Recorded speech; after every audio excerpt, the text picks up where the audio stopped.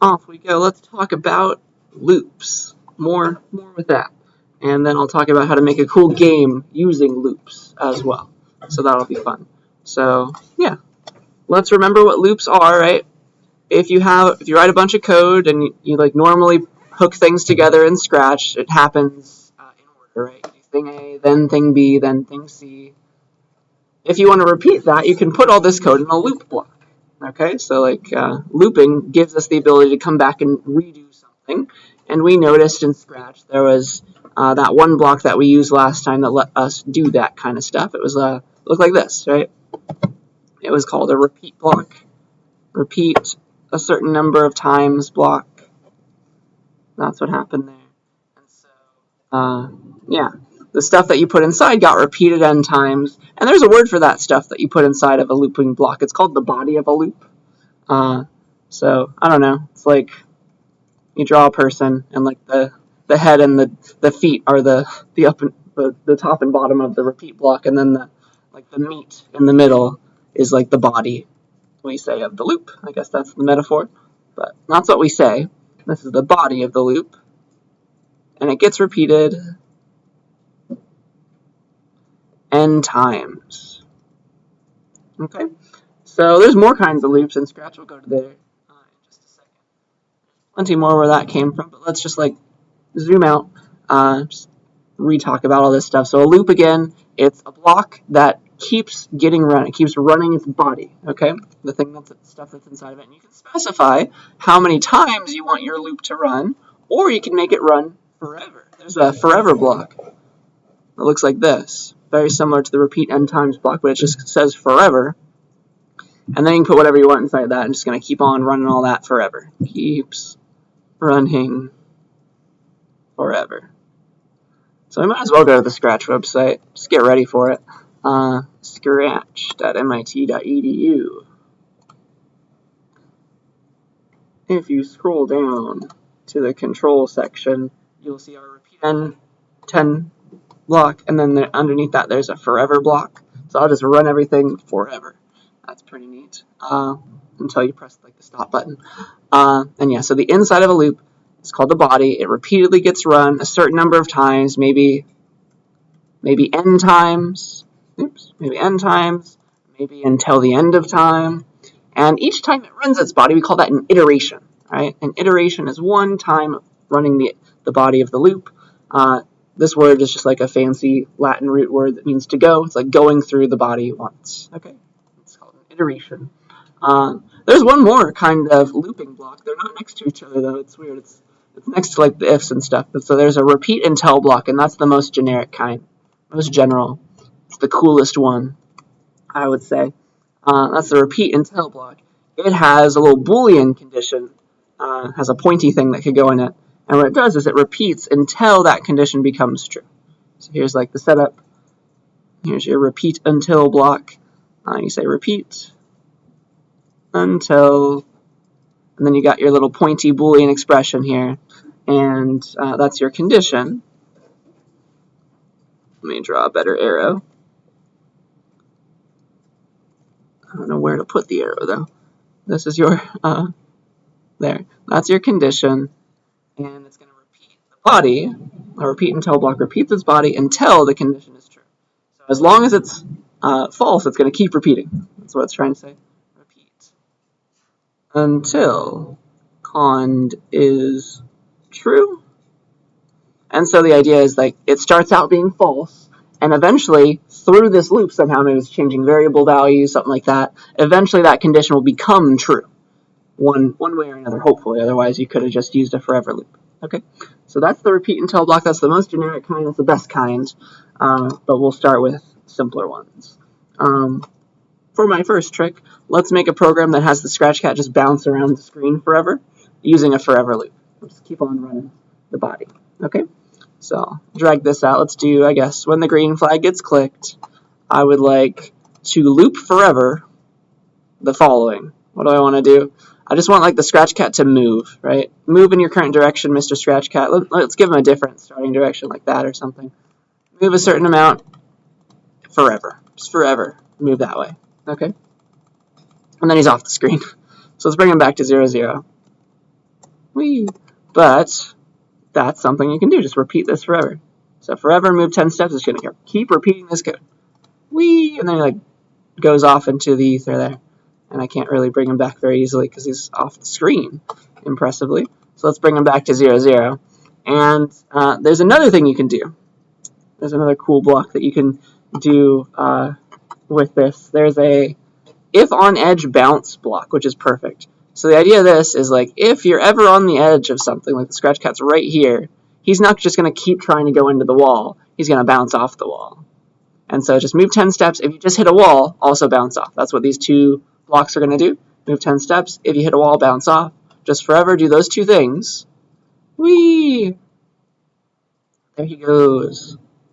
So just repeating those two blocks. And the if on edge bounce doesn't do anything, of course, when he's not on the edge. But if he is, you see him bouncing. Okay? It's like move a little bit, 10 steps. In your current direction, bounce off the wall if you're on the edge. Any questions about that? So that's a forever loop. It's never going to stop. Never going to stop unless I click this little stop sign that stops the program. Okay?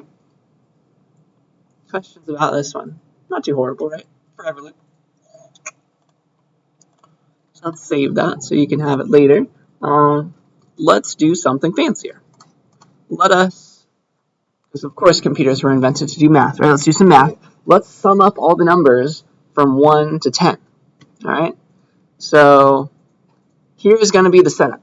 We are going to need to repeatedly add numbers, right? 1, then 2, then 3, somewhere. So we're going to make a variable to hold our answer. That'll be called the sum variable.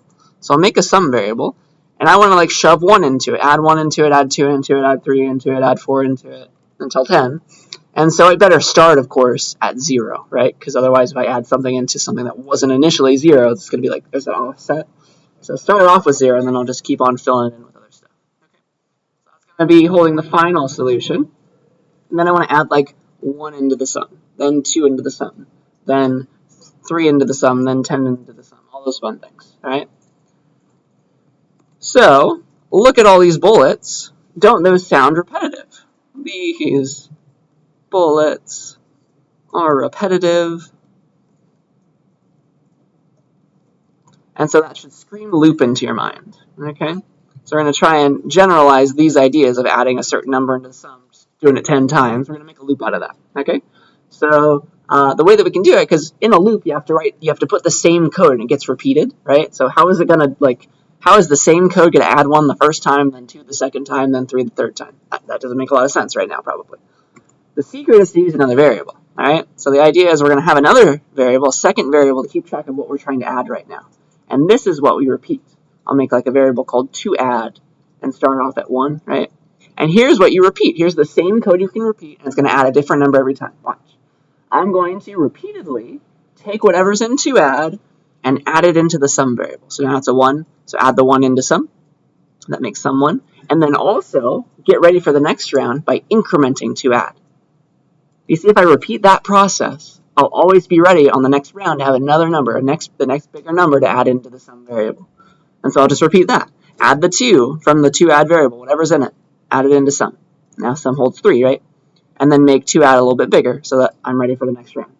Those two things, just repeat those a bunch of times. Add whatever's in toAdd into sum. Now it's 6. Increment toAdd. Just keep on doing that. Now it's 10, right? Dot, dot, dot, all the way until you have your answer. Okay? Just do that 10 times. That's the secret. Does that make enough sense to you? That's your repetitive thing. That's the thing you can do the same each time, but have it magically, thanks to the value of the variable changing, have it do something different. All right? So we'll print the sum out after we're done with that entire process. But let's first do this using a repeat 10 block, because we do want to just repeat this idea 10 times. And then I'll show you the cooler way using repeat until, because that's like the most generic kind of looping block, and that's what I want you to get good at. So, okay. Here we go. When the green flag gets clicked, what do? Let's make some variables. I'll take this default variable and I'll rename it to sum. I need that one. Then I also want to make a new variable called, I think I said toAdd. Okay. So you can check them both to show them both, which is fine. But here's what I want to do at the start of the program. I like to start sum off at 0. So set sum to 0 at the start of the program. And then also set toAdd to be the first number I want to add in, right? the first number I want to add into sum is the 1. And then repeatedly 10 times I want to do the following. I want to take whatever is in 2add and shove it into sum. All right, so set sum to be whatever it is plus whatever is in 2add.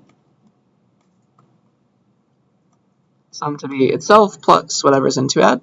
So I'll increment sum by, it'll add it into it, this value that's sitting there in that 2add variable. And then I would like to advance the 2add variable, change it by 1, increment it by 1 to get it ready for the next time. So you see how the first time we come into this block, 2add set to 1, and we'll add 1 into sum. And then it'll make 2add 2. And then when it repeats it the second time, now it's adding 2 into sum because that's the current value of 2add. See that? So if I run this enough, and like at the end we're going to have the scratch cat say the answer, and the answer lives in the sum variable. So if I run this, like it's going to work. The answer is 55, so the upside down scratch cat is shouting that to us. But and that's going to correctly keep resetting itself. You can kind of see the variables changing if you click it and stare at it for a while. It depends though. You see it change a little bit. If you want to watch it work, you can pause. You can take some time in between these loops. So you can do that with it's control, right? Wait a second in between. Do all this and then wait a second to watch it work. So I think that'll be nice. So watch it initially add 1 in, then the 3 in. Sorry, the 4 in, then the 5, then the 6 in, then the 7 in, then the 8 in. 2add's getting bigger, 9 in, 10 in. And I did it 10 times. So actually at the end of all this, 2add's 11. See that? We're just not using the 11 because that was the last time we changed it. Yeah. So you rerun it. It's like, all right, add it in the 3, add in the 4, add in the 5, add in the 6. You see how it's getting bigger like that? Is that process making sense to us? So this is the same code. It's repeating itself 10 times, but magically, because of that variable, that second variable, it's adding in a different number each time because we're changing it. Questions about that? So that's the normal, that's like the repeat way, repeat 10 way. But let's do it with a repeat until instead. Right? I like to show you it that way instead. So let's do this one. I'm gonna I'll duplicate all this so that you can look at it later. This is like the old way. Oh no. Let me zoom out. Let me put it way to the side or something. There, now you have the old way. I'm going to do it the cool way with the repeat until block now. Okay, so instead of repeating 10 times, I'd like to change this into a repeat until, same body though, all this stuff. And then I'll say sum at the very end for 2 seconds. But the question now is, I want to do all this stuff until what? Keep on doing all this stuff, add 1 into sum, 2 into sum, all the way, until I've added the 10 numbers. I need a Boolean condition, a pointy thing, to figure out when I've added those 10 numbers. And so you don't know what the sum is going to be. Like you're trying to solve for that. So like you can't just be like stop when sum is 55 because then you've like done the solution before you've made the solution. But one thing we know is that 2add will eventually get too big, right? We don't want to add in like it's going to go from 1 to 2 to 3 to 4 all the way to 11, right? We don't want it to add in anymore once it's 11. 10 should have been the last number we add into the sum variable. So that's going to be our condition here. Just like as long as repeat until 2add is bigger than any number I want to put into the sum. Repeat until 2add is bigger than 10. Right? Because the second, like we change it by 1, it's 11 now. It comes back and checks this. It's like, oh, okay, 11's too big. I'm done now. That's my stopping condition. Okay? So let me try and add a comment along those lines. So 2add starts at 1, then it becomes 2, then 3, ... all the way to 10. And then one more time, because like what's going to happen when 2add is 10? It's like, is it greater than 10? No. So add in the 10 into sum, change 2add by 1 to 11, and that's when we want to stop, right? 11. We don't want to add the 11 into sum.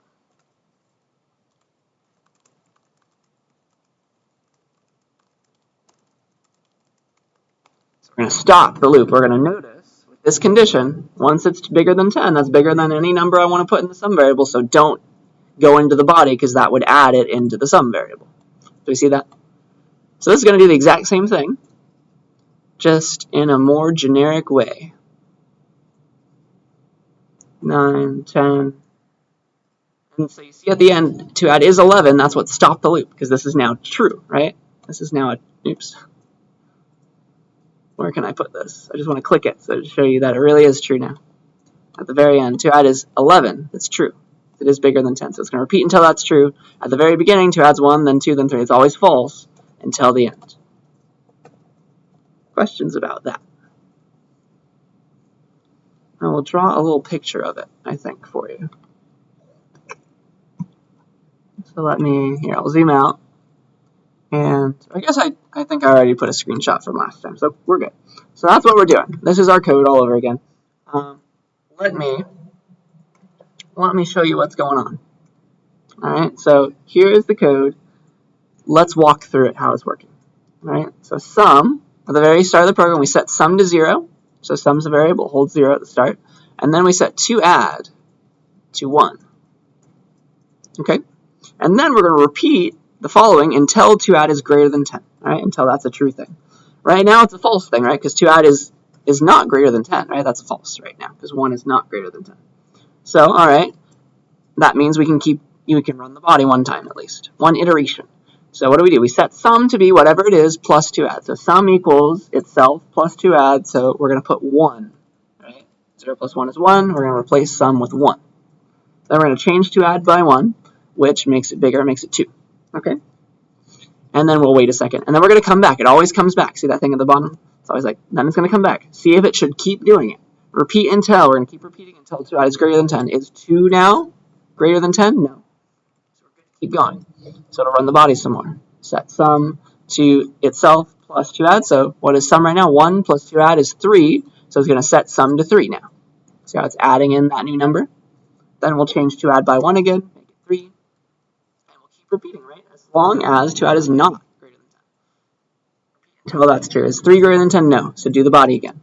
So set sum to be itself plus to add. So 3 plus 3 is 6. We're putting 6 into sum now. Okay? Change to add by 1, make it 4. All that fun stuff. And then just keep on repeating. Is to add still less than or equal to 10? Yeah, it's not greater than. 4 is still not greater than 10. So add in the 4. Sum equals sum plus 2 add. Sum plus 2 add is 10. Now sum is 10. Make 2 add 5. And I think you see the game that's happening now. Okay, so let me like zoom out to the end. Fast forward. So eventually we're going to get to 45 and 10. 10 is the number, right? So now we're on 10. Let's pretend we got to here. Sum is holding 45. Like we just changed it from 9 to 10. Now we're back here again. Is to add, which is 10 now. Is that greater than 10? No. So run the body again. Set sum to be itself plus 2 add. So 45 plus 10 is 55. This is what happens when 2 add is 10. We make it 55, and that's going to be our answer, right? So I'm going to stop now. Change 2 add by 1. That makes 2 add 11. And then we come back to the start. Do we do it again? Repeat until. Do we keep going? Is 2 add greater than 10 now? Yes. 11 is greater than 10. That's a true thing now. And that stops the loop because we were repeating until that was true. It's been false this whole darn time. Now it's true. All right? So that is our secret. And that influences our condition. Like if we didn't know what it should be, this tells us we want to stop, right? Stop when, because 11 is not something we want to put into sum. We want to only go up to 10. Stop when 2 add is greater than 10, right? Repeat until that's true. And that's what we did. Does that make slightly more sense, maybe? Any questions about my drawings, how I walked through it? All right, so I have a question for you now. Here's this code, if you didn't copy it already. Instead of adding all the numbers from 1 to 10, please change my code to sum up all the numbers from 1 to 25, but only the odd ones. 1 plus 3 plus 5 plus 7, all the way to 25.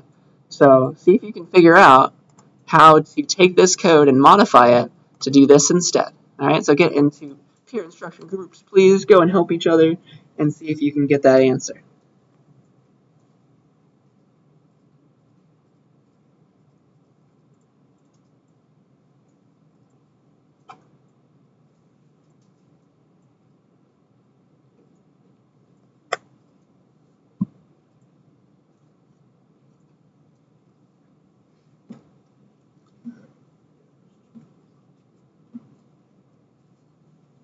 I don't actually know what the answer is going to be right now. It's going to be like if you do math, right?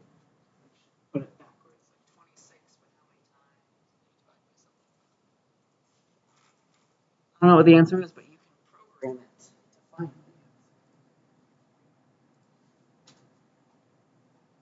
And stop believing that.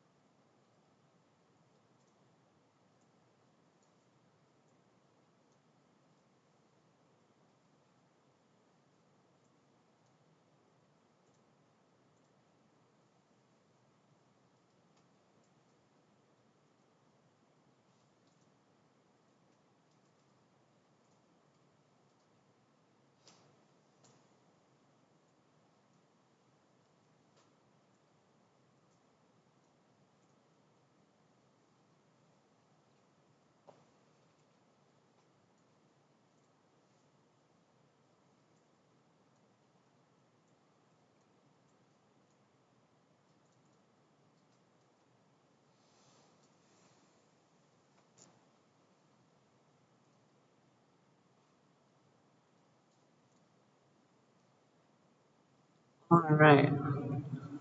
That's a decent amount of time to think about things. So, what needs to change?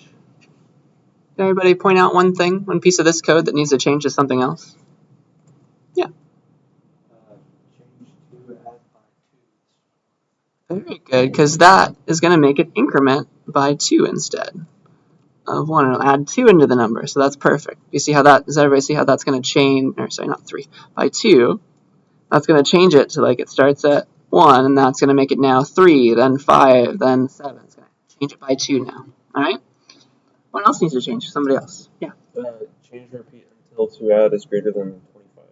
Good. Yeah. So this is too early to stop after it gets bigger than 10. Like we want to add in the 11, the 13, all the way to 25. But once it gets bigger than 25, that's when we want to stop. Good. So that's our stopping point. Like it's going to get to 25. That's cool. But if it ever gets bigger, right, it's going to become 27 after that. That's when it stops. All right. Very good. Any questions about that? So that's really all you need to change. I don't know what the answer is, but you do now. So let me save that for you too. Any questions about this program? Does it make enough sense? All right. I think we're good to keep going. So I have a fun example that's Halloween themed, I guess. Works better in the fall, maybe. But we're going to make a program that has to do with ghosts. So it'll be very scary. So here's the idea. We're going to ask the user. We're going to make a program. Asks the user if they believe in ghosts. All right. And so we're going to have to check, right, based on whether they do or whether they don't. We're going to show them some ghosts or not. So if they do, we're going to make like a variable. All right. We're going to make a variable called should show ghosts. It's going to keep track of whether or not we should like scare the user. And it'll start out at like 0 or something. It's like 0 for false, right? Don't show the ghosts. But if they believe in ghosts, we should set it to 1. All right. And if they don't believe, we'll just keep it at 0. Okay. And so this variable, we're going to have a bunch of ghost-looking sprites listening in on this variable. If it ever changes to a 1, they're going to be listening and seeing, all right, I will show myself to the believer. Okay. So the ghosts are going to be summoned depending on this value, and they're just going to keep watching that variable, seeing if it changes in a forever loop, and showing themselves if it does change. Right?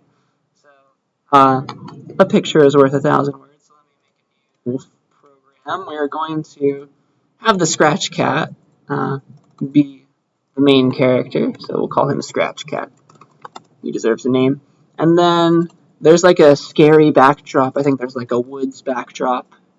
Beautiful.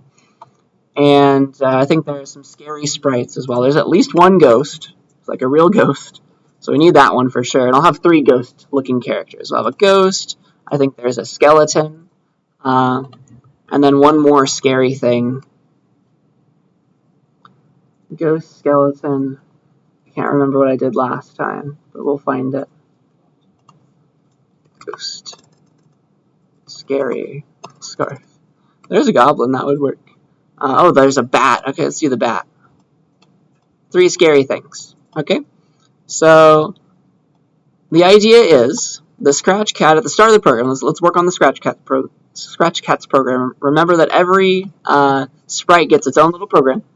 So when the green flag gets clicked, the Scratch Cat should be asking us, right? That's in sensing, right? Ask, do you believe in ghosts? And wait. And then we're going to have it mess with the variable. So this is the idea, right? This is the game plan. We're going to have a variable that gets set. Let's see here. And it's going to be called should show ghosts. And that's what the ghosts are going to be looking into. Okay. So at the very beginning of the program, I'll make it this variable, this default variable. I'll rename it to be the one I want. Should show ghosts. It's a long name. That's okay.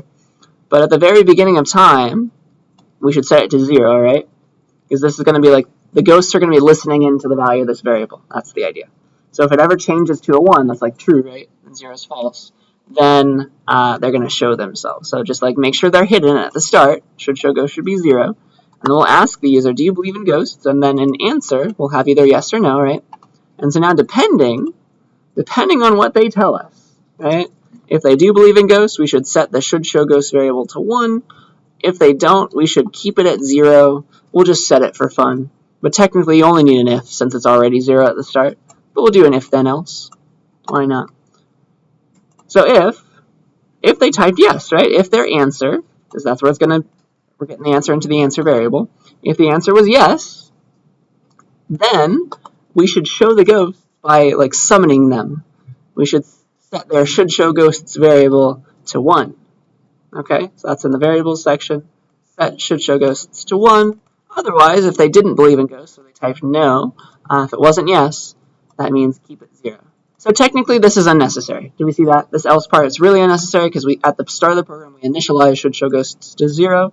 So we don't technically need this, but just for fun, we can keep it. All right. So that's the idea. And then what the ghosts are going to do is they're going to be watching this variable, and they're going to either hide or show themselves depending on the value of that variable. Okay, so here's the ghost. I clicked on the ghost, and now we're going to work on the ghosts program. When the green flag gets clicked for the ghost, what should it do? It should forever watch the value of the should show ghosts variable, because if it ever changes, they got to like come out and scare the person, scare the Scratch Cat. So forever, it needs to keep watching. Watch the variable. If it's changed, right? Forever, watch that should show ghost variable. Keep checking it, right? If it's ever 1, if should show ghost is equal to 1, that's when it shows itself, right? And where's that? It's probably in looks, right? It should show itself if it's ever equal to 1. Otherwise, that means it wasn't 1, probably 0, definitely 0. Then it'll hide itself. Does this program make a little bit of sense? There's a lot going on here. It's nested, right? So forever, it's going to repeat all this. It's going to repeat all this if stuff. Forever, check if should show ghost is set to 1. If it is, then show yourself. Otherwise, that means it was set to 0. Hide yourself. Okay? So that's going to be the program. Just keep on watching the value of the should show ghost variable. If it's ever 1, show yourself. Otherwise, hide yourself. I'm just going to keep on doing that like every millisecond or something as fast as it possibly can. That's what the computer's doing. So you're just going to keep checking that. Right? And this is the program that all the ghosts are going to use. So if you want to give this to the other ghosts, they need this too because they have blank programs right now. You can just take it and you can drag it Once it starts wiggling, that means it's going to get it. So give it to the skeleton, give it to the bat, just drag it into them. So now the skeleton has it, the bat has it, and the ghost has the same program. If should show ghost is 1, show yourself, otherwise hide yourself. And because that variable could change at any time, it has to keep on being checked in a forever loop. Okay? So that's really the program. Watch. Now this is a scratch cat. Everything starts when the green flag gets clicked. So I'm going to click it, and bam, they hide each other, right? Because at the very start of the program, I'm setting should show ghosts to 0, and all these guys are in this loop. They're checking, like, is it 1, is it 1, is it 1? And if it's not, they're hiding themselves. So that's forcing them to hide themselves. They're watching that variable's value. And then I'm asking, do you believe in ghosts? If I type yes, because if the answer is yes, it'll do the 1, right? If I say yes, then they show themselves. Do you see that? And the programs for the ghosts, they're all still running right now. They're still highlighted because they're forever. They're checking to see, because maybe they don't know. They don't know we're done now. They're checking to see if it's 1 or not. And it was a 1. Now it is just hard-coded to 1. It's set to 1 now because we changed it. So we said we believed. And now they're always showing themselves, right? Whereas, if at the start of the program, remember they hide themselves, if I say no, then nothing happens, right? Because it's still set to 0. These are all still watching. All the ghosts are watching the value of the variable, but it's now 0, right? It's still set to 0. It's always there at 0, so it's hiding itself, just constantly staying hidden. Any questions about that? So just a bunch of different programs hooked in together. All right, that's pretty fun. Let's see, what do I want to do?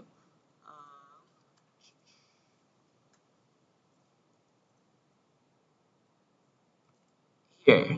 Let me just walk you through what I just said, just get it into words. So when I enter that answer, the answer variable is getting changed to either, like, whatever I typed. Last thing I typed was no, so it's like, is no equal to yes? No. Or if I type yes, the answer variable is getting set to yes, right? And so we're doing that Boolean expression. Is the answer equal to yes? When it is yes, the answer is true. And so when it's true, it runs this body. It runs the if branch body. And so it sets the should show ghost variable to 1. Otherwise, it keeps it set to 0. Okay? And each ghost, I'm using that if block to set the value of the should show ghost variable. And then every ghost keeps checking that should show ghost variable. And it hides or shows themselves depending on the value. Okay? Okay. So, let's see here. It just keeps on watching that. That's the setup. So yes, you believe versus no, you don't believe. Any questions about this code before I make it cooler? I don't know. One fun thing you can do with the ghosts is make them flicker, because you can just, like, they're in a loop right now, right? They're sitting in a loop. They're just, like, in this loop, either showing themselves or hiding themselves, just repeatedly. And so you can mess with this body, like this if part, before it shows itself or after it shows itself.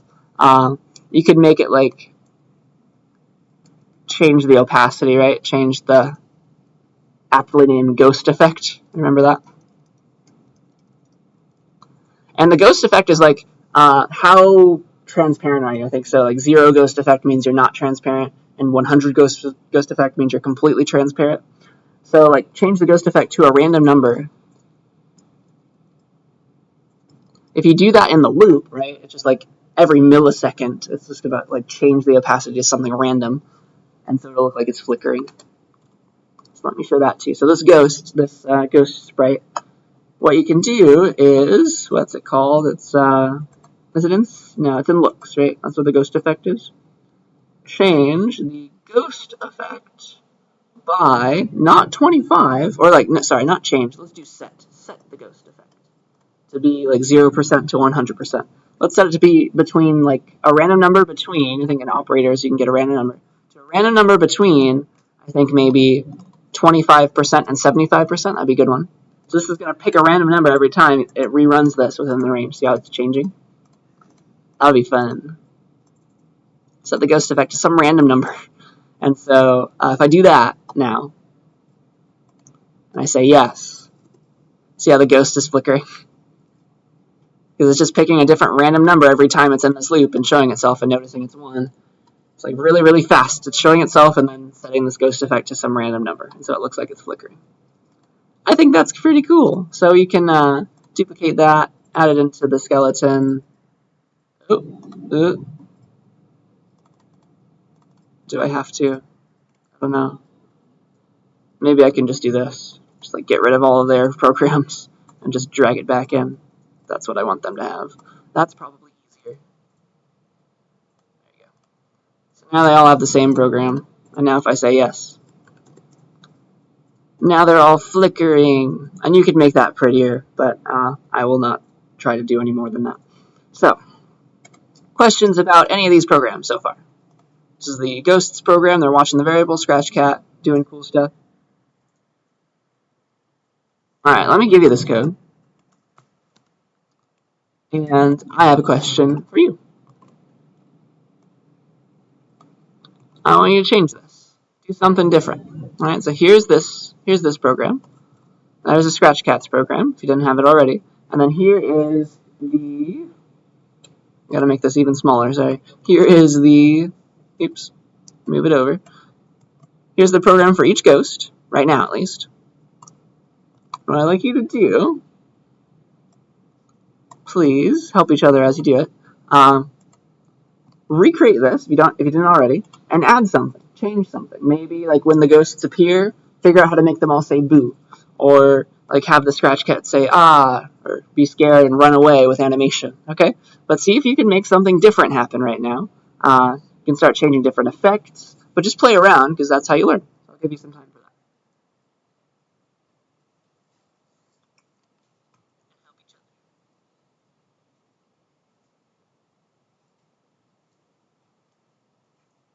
Plenty of time.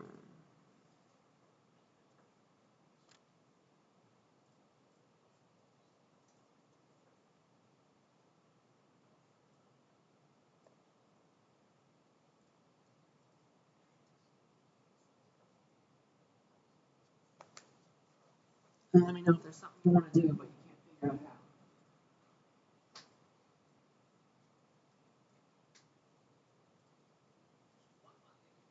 Have the ghosts wobble a little bit.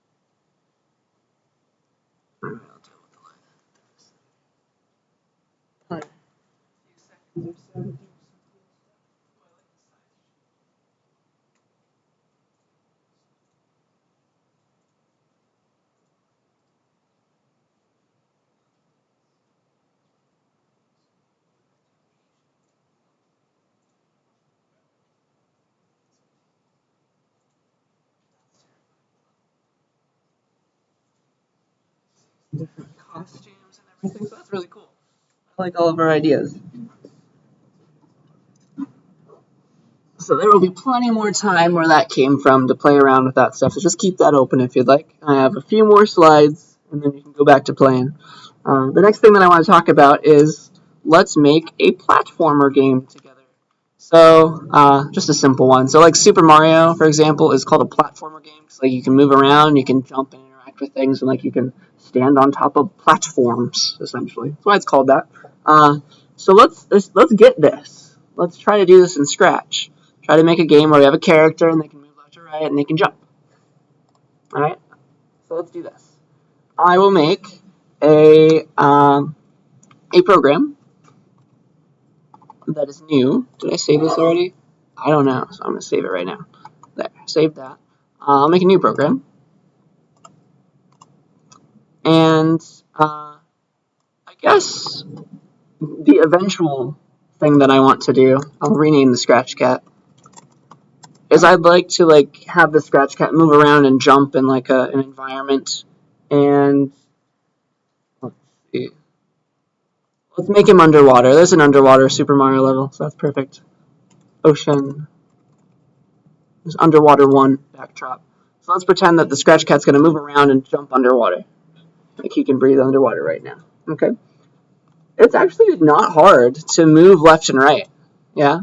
It's not hard at all to move left and right in a game, in Scratch at least, because how do you know if the left key is being pressed, for example? Just like when the left arrow is pressed, right? And then how do you know when the right arrow is pressed? It's just another event. So you write 2 programs, one for what happens when you press the left arrow and one for what happens when you press the right arrow. And like when you press the left arrow, Scratch Cat needs to move this way, right? Just by a little bit. And so motion, obviously, it's, I guess, you can move 10 steps, but it's your current direction. So it's actually really moving left and right. There's a coordinate system, right? Moving left and right have to do with the x coordinate, right? So really, if you move left, if you want to press left and move left, you want to change x by a negative number, right? Make x smaller, because that'll move him to the left, right? And then same for the right. Change x by, let's say, positive 10 when you press the right arrow. Just that. Now, and you can even hold it in. Now you can move left and right. Isn't that beautiful? So we've already got movement just by those. Just have 2 programs, 1 for each event. That's not too hard. And then, here, let me put him more towards the bottom of the screen there. So there he is, moving left and right. And then we want to make him jump. All right, let's make one for having him jump. That one will be a bit more difficult. So let's say space for jump. That's a common key press for that. Here's the setup. Here's the setup for jumping. So just like when you move left or right, the X changes. When you jump, your Y changes, right? You're going up high in your current spot, just changing Y only, no X. Yeah. So let's say that when we jump, we'll have the Scratch Cat's Y change by a lot, like he jumped really fast. So we can do that by changing the Y again. So change Y by, let's say, a positive 150 maybe. Let's see if that is good. So that's like that makes him jump, right? 150, maybe even more, 175. So space makes him jump, but he also needs it to fall back down, right? So that is going to be the hard part. Let's figure out how to bring him back down. And let me make this like an even 180, actually, because of what I'm about to do. So let's see. Eventually, he needs to be brought back down. It's not very useful to change Y by 180 and then change Y by negative 180. Because these blocks, they happen really fast, right? I'm going to press space right now. You don't even see the Scratch Cat. He did move up and come back down, but it was faster than the screen could refresh. And so that's not good enough. But we do want him to come back all the way back down. But we could do this a little bit differently by animating it, all right? Let's bring him back slowly with a loop.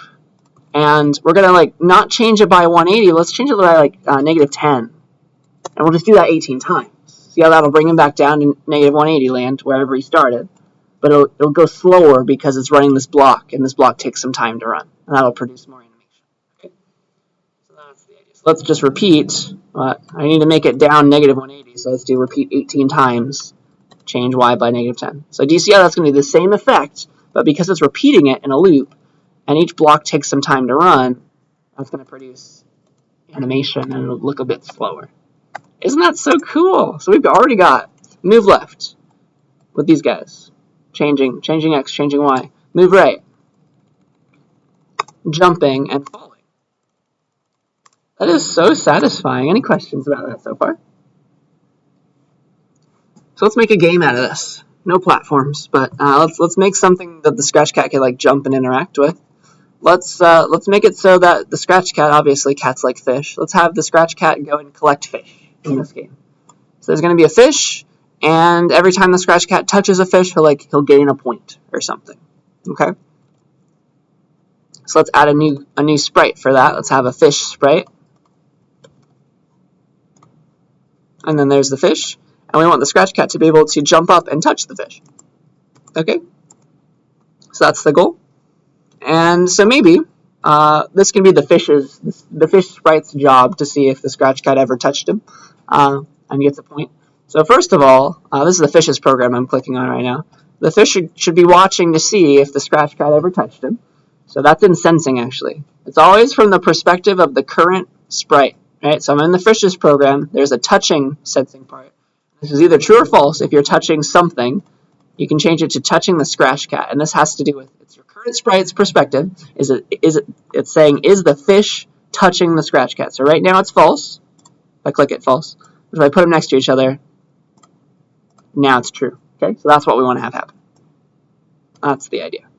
So we just want to keep checking this. If the fish is touching the Scratch Cat, give the Scratch Cat a point. Okay, we're gonna make a game out of this. So forever, right? Forever check that. Forever, am I touching the Scratch Cat? If so, he gets a point. Okay, so let's the fish's program. Forever, if we don't really need an else.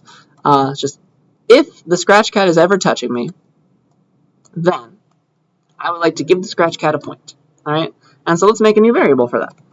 We need to keep track of a point amount now, and the place that you keep track of stuff, that you save stuff for later, is in a variable. So let's take this default variable and I'll rename it to like score or something. And I can check it so that it's always shown. And so I think at the start of the program, the score should start at 0. That makes sense to me. And then every time the Scratch Cat touches the fish, we should change score by 1, let's say. Okay? That's the idea. So now if I run the program, green flag is clicked, the Scratch Cat can move left, can move right, can jump. We know how to do that. We've programmed that. And now the fish is just going to keep watching. See how this is highlighted? The fish is just forever going to keep watching and seeing if the Scratch Cat's touching it. If so, change the score. by 1, and now it's changing by 5. So the reason it's changing by too much right now is that for every frame of animation, like, it's checking this. And it looks like for 5 frames, the scratch cat really is touching, because like it's up there and it's moving a little bit, moving a little bit, moving a little bit. For all of those times, the scratch cat's still touching the fish, and the fish notices that. So we only want it to like notice the first time that it touches it, and so we have to think a bit harder about this. So the easy way to solve this problem is to make the fish disappear, to hide itself. Because the second anything's hidden, it can't be touching anything else. So just like when the scratch cat touches the fish, let's have the fish disappear. And that will give him only 1 point, all right? So that's the idea. So let's have the fish disappear whenever the scratch cat touches him. So we'll say, that's in looks, right? We'll say hide, and now it'll work if I restart the program. Boop, we get 1 point, and the fish hides itself, which is not a very fun game, because now the fish stays hidden. So here's my final goal. Let's have the fish, every time the scratch cat touches the fish, it's like a coin in Super Mario. Let's have the fish disappear, and then teleport to a different place along that same x equals whatever line. So the fish, like, the scratch cat touched him, he'll hide, and then move somewhere else, and then appear like over here. Or hide, move somewhere else, and then appear over here. Does that make sense? That's what we'll do. So every time the fish gets touched by the scratch cat, like when this is true, we're going to increment the score for the scratch cat, hide the fish, then we'll move the fish somewhere else along this line, which is same y, different x. See that? So we're going to change the x value of the fish to be something random, let's say from maybe negative 175 to positive 175. So we're going to set the x coordinate of the fish to be, while it's hidden, right? Hide first, then set your x coordinate to something random x coordinate between, let's say, negative 175 and positive 175. Something like that. And then once you've, then you can like go there and like show yourself. Okay? So something like that, I think, will be the idea.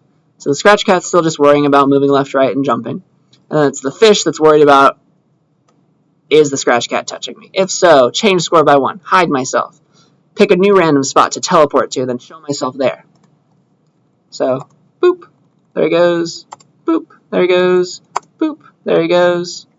That's a fun little game. I think it'll look cuter if we have the fish like wait a second before it re-shows itself. It's like you gotta work harder. Where's it gonna go? So let's, in control, I'll wait a second before we show that fish. Yeah, that's the idea. That makes sense to me.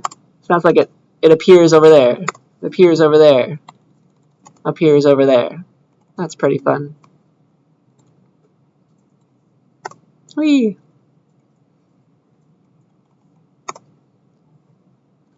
So that's my game. Any questions about that? Definitely encourage you to play around with it, but there's the code for the fish. It's just like worrying about the score and worrying about where to be. And then the scratch cat just worrying about moving left, right. The screen froze. Oh, did my screen freeze? Uh-oh. That's lovely. Is it back?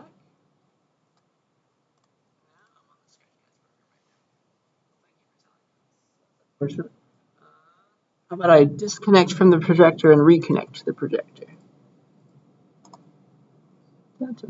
Disconnect. Thank you for telling me. That makes no sense at all. But right back. Excuse the technical difficulties. I'll do attendance, by the way. I need to stop that eventually. I couldn't connect. All right, try again.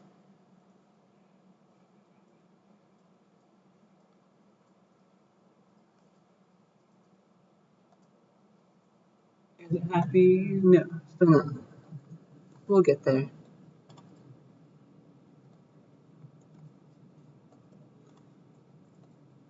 So yeah, just play around with the program as I'm working on this projector. Now it can't even find the projector anymore. Goodness. Yeah. I wish my computer could. Well, it sees the other room now. It's so funny. Okay.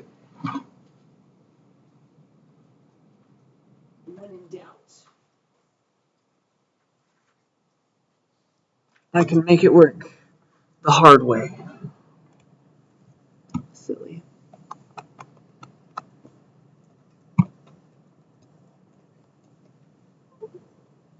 Kevin. Well, that's disgusting. Yeah, it's not even picking it up. Well.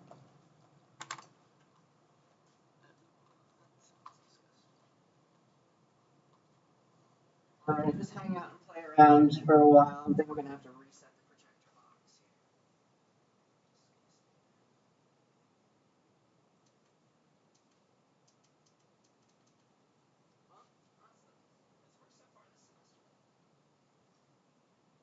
That was last semester.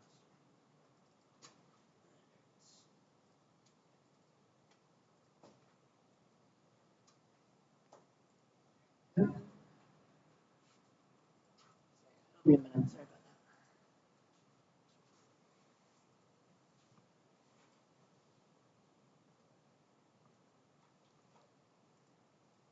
about that. Okay, you have my program now at least. Make the fish evade the scratch cat. Don't give him a point.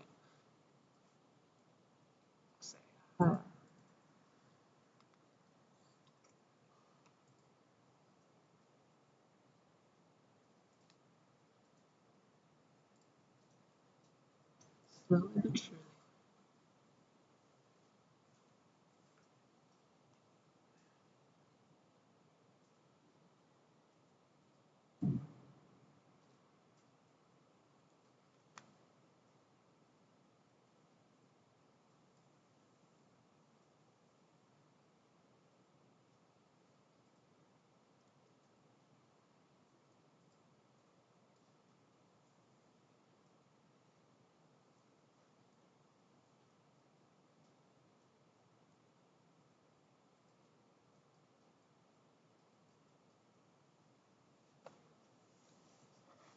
Next semester, we're supposed to have a computer science room in AC3.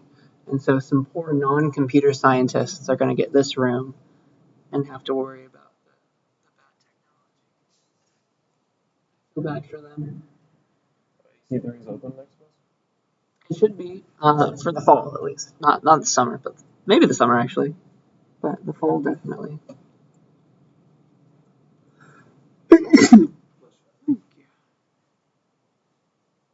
All right. In theory, just 4 seconds.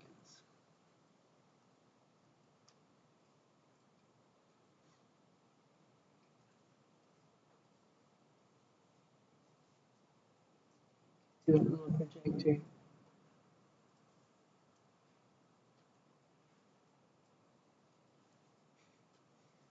I've connected the wired thing. Notice me.